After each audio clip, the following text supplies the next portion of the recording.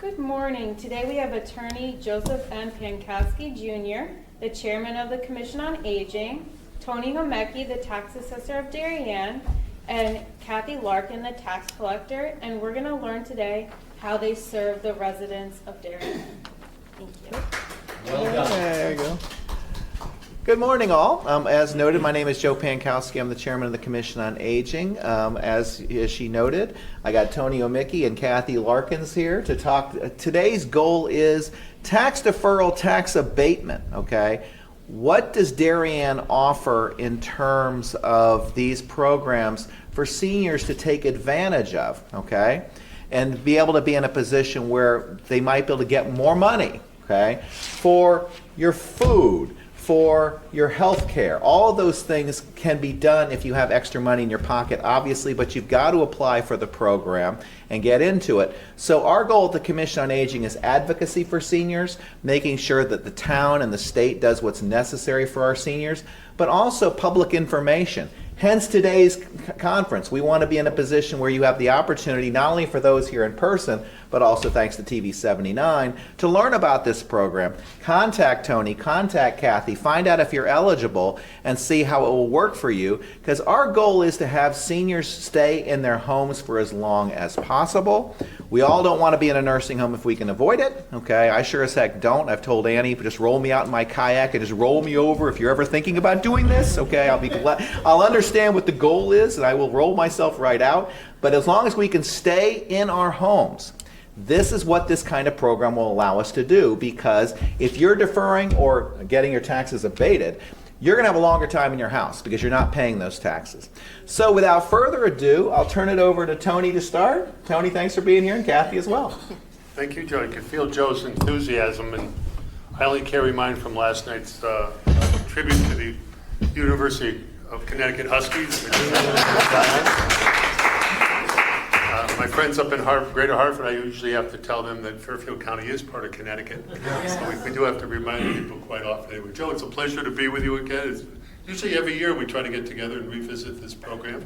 The property tax relief benefits for senior citizens over the age of 65 takes place during the month of February, March, April, and up until May 15th. And presently we have income criteria guidelines for the state program and the local option program. With the two programs, your income for a single person has to be $52,800, and for a married couple would be $62,400. We average anywhere from 80 to 100 homeowners that are on this program. It's tax relief that's been in place since the 1970s. At one time there was a homestead exemption and a variety of other exemptions that came into play, and having been your assessor for 20 years, I followed the 5-year cycle called revaluation. And usually I mention that because it triggers in a different impact on the property tax, where some properties in the 5-year cycle go down, some properties go up. This year in the 5-year cycle, we've had a parity, continuity. Over 600 sales came into play, and the credibility on the revaluation should not impact too much on the property tax for the average homeowner, where the values went up anywhere from 25 to 35%. We will see some reduction in the mill rate, I'll assure you that. We also have the need for documentation. Over the last 5 to 7 years, the Office of Policy Management actually goes in and audits each one of the 90 applicants that we have on the program presently. And the audit process is fairly casual. It's a friendly exchange between us and the state overseers, but it does require copies of the federal tax returns. So for those of you that might apply, finish your tax returns. If you don't file a tax return, still bring the data to our office. But again, you got to remember that threshold is at 52.8 for single and 62.4. Adjusted gross income includes Social Security. That would be on the front page of your income tax returns. We also have the Social Security statement, the SSA 1099 has to be included with that. And in addition to the local property tax relief for seniors, we have the additional veterans exemption program that is requires the DD 214 to be filed with the town clerk The application deadline is October 1 of '24, so that would not apply to this July's bill, but the Veterans Exemption Program would apply for the following July's bill. I just briefly mentioned that. It's applicable for the 24 grand list. As I mentioned, the income limits for veterans would be $68,800 for single, and married is $78,800. So we haven't touched much on that. It's really cut and chased right to the facts anyway on it. Joe did open up that a website is important, the guide to the assessment exemption and benefits. Just simply click or tap the town of Darien, look at the website, go into assessment taxation. Kathy's done a great job on her side of the website, and we're updating that almost weekly with a lot of detail on the exemption program. So Kathy, if you want to touch on the deferral option, which is the third option that we have available for the tax relief for seniors. Okay, so just maybe stepping back a little bit, with state benefits and local benefits, those are a direct reduction in your taxes. So you never have to pay that money back. If you go to a deferral option, it's where there's two different plans. There's Plan A and Plan B, where you actually pay a certain amount and you defer the balance. So at some point in time, those deferred taxes do have to be paid. So Plan A is you're allowed to defer, and the distinction between A and B is based on income. Is that That's okay? correct. So Plan A, you're allowed to defer 98% and you only pay 2%. Plan B is you defer 50%, you pay 50%. And then on top of that, you also are allowed to have a different interest rate. For someone who's not on the deferral program, once you're late with your tax payments, there's a statutory interest rate of 18%. But if you're part of the deferral program, there's a different interest rate that's set by the Board of Finance. Takes the stiff rate at the end of the prior year, and they add 50 basis points for the Plan A and 1 percentage point to Plan B. So just as an example, the current year, for the upcoming billing cycle, the stiff rate at the end of December was 5.44. So Plan A, they will have an interest rate of 5.94, and Plan B will be 6.44. Now, I have interest rates going back to Grand List 2005, and the rates have fluctuated all over the place. So these rates are high. They're probably the second highest during that time period because rates are rising again. But in periods where there's virtually no interest rates, the rates that taxpayers who are on the deferral program, you basically are not paying much in interest at all. Just to give you some data, there are currently 12 households that are taking advantage of the deferral program. And people, it varies situation to situation. Some taxpayers will opt to pay off as each year goes by. Others will defer everything that they can. So out of the 12, I have 2 that have 10 years of deferred taxes. I have 1 household that has 9 years, 2 households that have 8, 1 household that has 2, 3 households that have 1, and 3 that have paid everything off, and that gets you to the 12. The thing that I really, really like about this program is it gives you, the taxpayer, flexibility. So, you're required to make that 2% or 50% payment in July, and then you have August, September, October, November, December, where you can make partial payments, and then you only pay the reduced interest rate. And a lot of people are opting to do that, and it gives them flexibility with their cash flow, their investments, whatever they're trying to do. And I work with taxpayers, we'll sit down and we'll go through everything and come up with a plan on what works best for them. I also provide 3 times a year an Excel spreadsheet that will track where each of these taxpayers sits in terms of what the payoff figure would be if they opted to pay everything off. So the 3 times a year are in August after the July collection cycle, then in February after the January collection cycle, and then in May when we send out our intent to lien notices. Now, talking about liens, as part of this program, you are required to sign that you agree if there is any unpaid balance by the end of the collection cycle, which is in June, that I will file a lien on your property. And I know a lot of people don't like that, and I'm sorry, but I'm required to do that. And normally I have 15 years to collect taxes. In the deferral situation, I am not beholden to the 15-year time period. I have however long it takes, and I file a different type of lien to protect the town's interest in that money. And Kathy, if I can jump in real quick, because Yeah. this is where we lose Yes. so many seniors on this issue, okay? Because, to be blunt, people have paid off their mortgages. They don't want a lien on their house, okay? They're saying, why do I want a freaking lien on my house, okay? The key here is you don't have to pay this off until you sell the house or until you freaking die, okay? All right? So what? There is a lien on your house. It means that you have money that you would otherwise not have, okay? Because someone in town hall, in this case Kathy, has put a document on the land record saying, hey, you owe some money someday when you sell or you die. So I really want people to get away from this lien issue.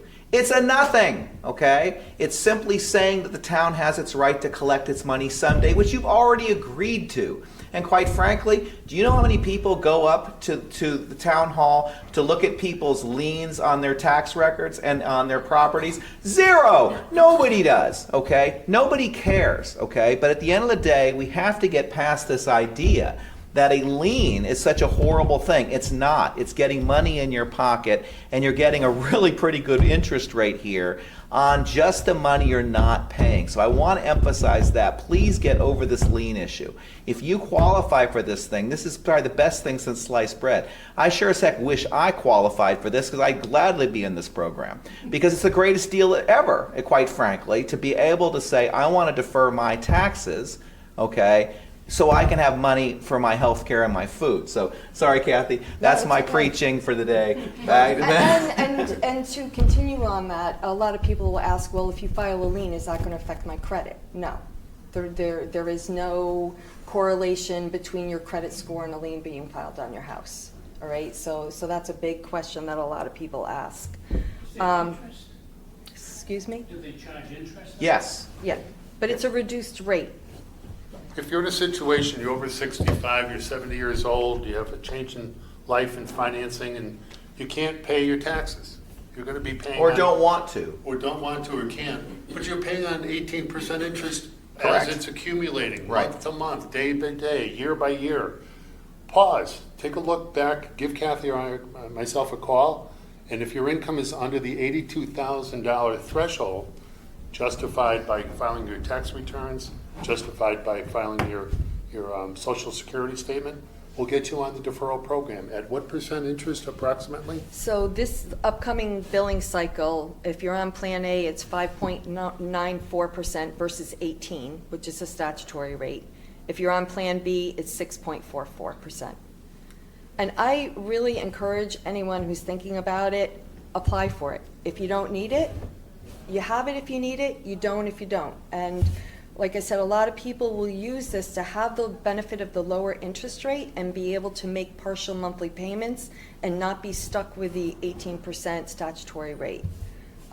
So, I mean, I think it's a wonderful program, and I don't have any vested interest in any of this because, if anything, it lowers my collection rate.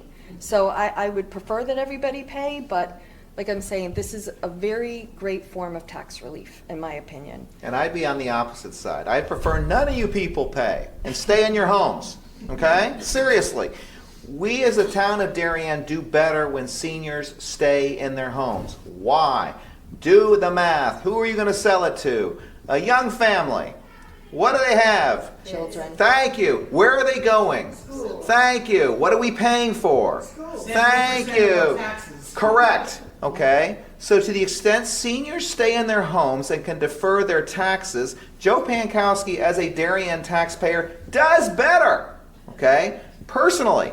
I also do better because so many of you give your incredible volunteer time, okay, to help our community, whether it's at a religious organization or a civic organization or here at the Mather Center. The reality is our seniors do far more than most of our young parents who are tied up with the schools. Yes, they do wonderful things with the schools. But if you look at the volunteers, where they're coming from, they're from this community right here. right? And so at the end of the day, I want you to be able to stay in your homes and not have to sell to a young family who has 3 kids going to Tokenique, okay? I'd rather you stay here and defer your taxes. So there is a huge benefit to the Darien taxpayers when we can keep seniors in their home, and quite frankly, a huge benefit to you. So at the end of the day, just please contact Tony or Kathy if you qualify to get involved in this, because you're doing the town of Darien a huge favor. So, Back to you. okay, I guess the only other thing, and you've already touched on this, is, when does the deferral end? And there's basically 2 qualifying events: conveyance of the property or death of the applicant. So when the property sells, usually what happens is I get involved with the attorneys for the buyer and the seller, provide a payoff figure, also provide it to the homeowner, so everybody knows, everybody's on the same page that this amount of money is going to come out of the proceeds of the sale and will be paid to the town, and then everything is, zeroed out. When an applicant passes away, then the statutory rate of interest does start to take effect in the month succeeding the death. Now, our ordinance does not give any kind of grace period. I know other communities may have a 60 or 90-day grace period, which I do feel terrible about, that someone passes away and I'm already, 18% interest rate is started, and I know some people, it takes them some time to access money, to go through probate, whatever the case is. Unfortunately, I can't extend any kind of grace period during that time. And that may be something you consider as a change to the ordinance. Yeah, it would be wonderful if we could get that 90-day grace period, because would it does take a while, even as wonderful as Judge Osterndorf is in the Darien probate court and turning things around. It typically takes a few weeks to get an executor appointed who can then get their fiduciary's probate certificate to be able to access the bank account to pay this off. So that's a thought. Now I'm turning it over to Tony. Tony, how would we get this grace period? Who do we need to get going on? This, not only the grace period, but even the thresholds for the state and local Yep. options would be presented to the Board of Finance this coming fall. We do have that option to revisit this every year. Presently, the 90 homeowners that are on the program cost the state about $30,000 a year, where the local option is quite generous at $245,000 is what's the fiscal note for property tax relief for homeowners.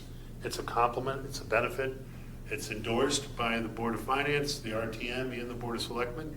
So it's something Joe will bring to the table. Yeah, let's plan on tag teaming before the Sure. Board of Finance in the fall to see if we can get that 90-day grace period, because I do think that may also encourage people to do it, because you're not worrying about an 18% interest rate during that period when you can't do anything about it. Right.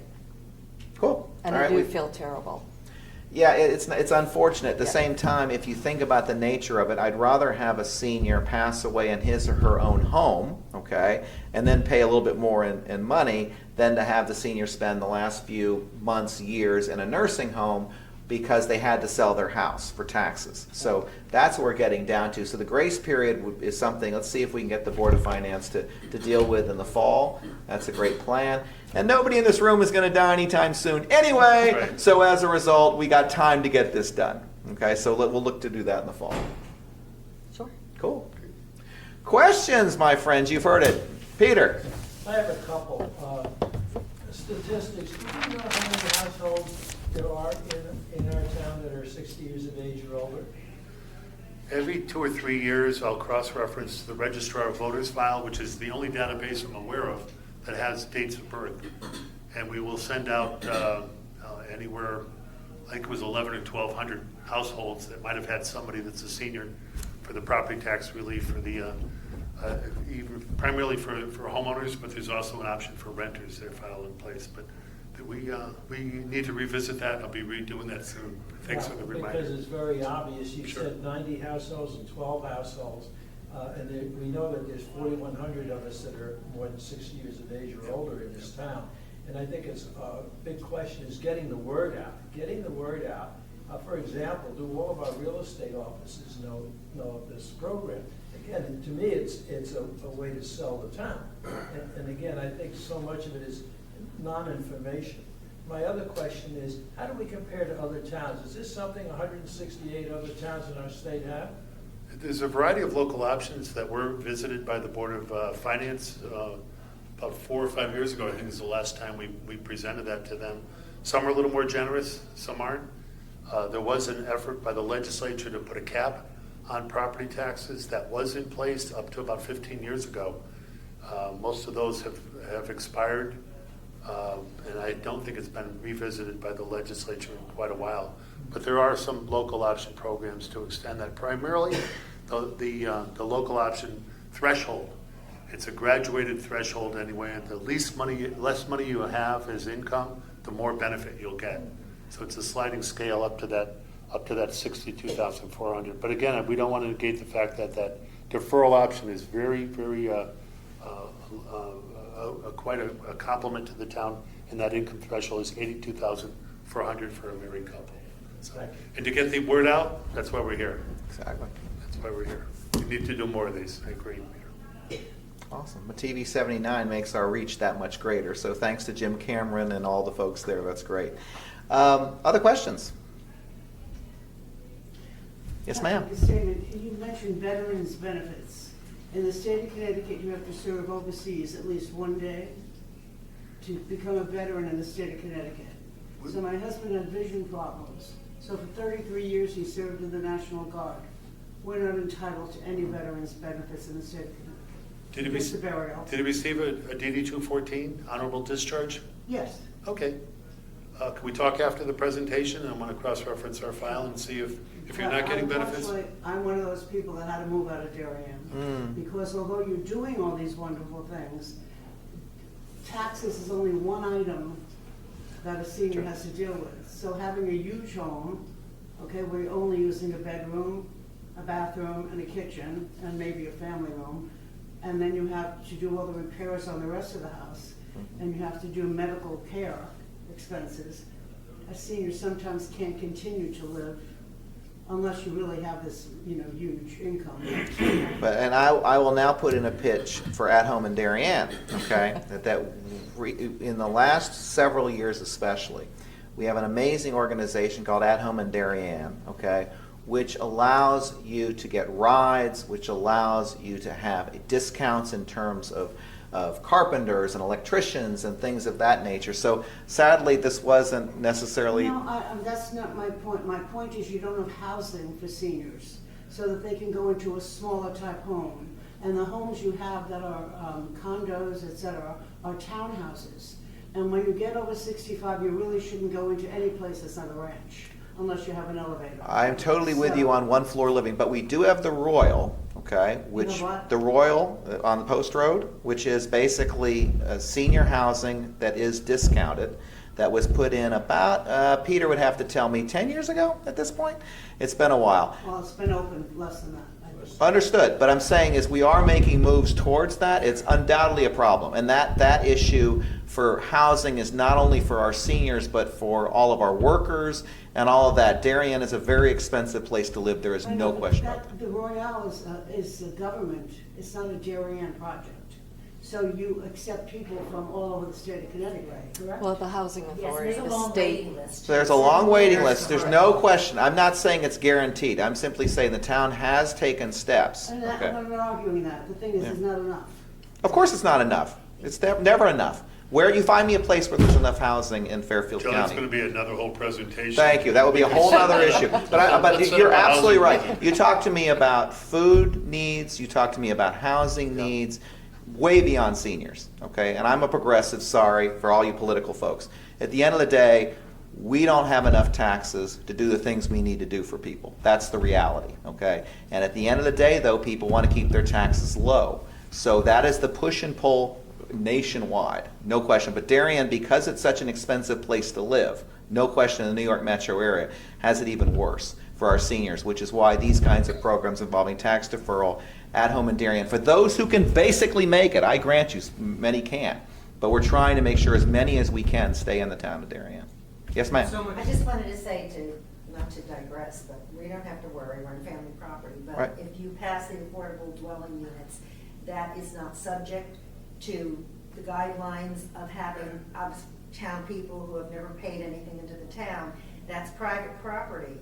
And so if the list of affordable dwelling units was, accessory dwelling units, was given to Department of Social Services in town, who can only serve Darien seniors. If somebody was running into a problem, like Jerry, who had Right. to move, they can only serve Darien residents, so. in Well, is the effect- senior now in the accessory dwelling unit? Well, we're saying if they allow them, then Yeah. that would be something smaller that someone like Jerry could have moved to and could have stayed in town. Absolutely, a great point. That is exactly what the Commission on Aging, tune in next week on TV 79, okay, is taking up, okay, Wednesday, 9 a.m., exactly a week from now, on accessory dwelling units. Where I believe our commission will take a lead role in trying to help Mr. Ginsburg push that through, because we do believe that would also solve some of the issues to be able to allow us to have places where seniors can stay, whether it's with their younger kids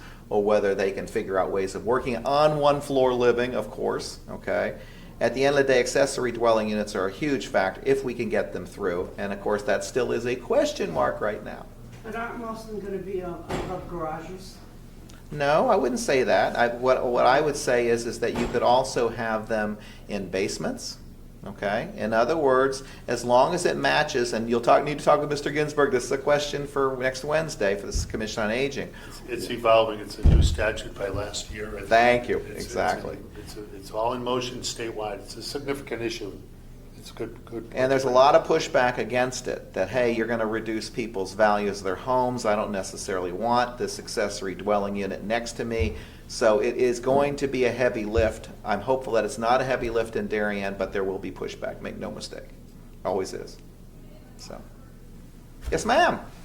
When there is a lien in the house and the house sells, the person passes, what's the process for collecting that lien? I'm sorry. The process for collecting a lien, I think you mentioned during Okay. closing. Right, so when a property sells, as part of the closing process, both sides, the buyer and seller's attorney, will be made aware, plus when you do the title search, all those liens are gonna come up. So the attorneys are provided the information as to what the payoff is, and that's collected during the closing. And when the transaction is recorded in the town clerk's office, they will bring in the payment.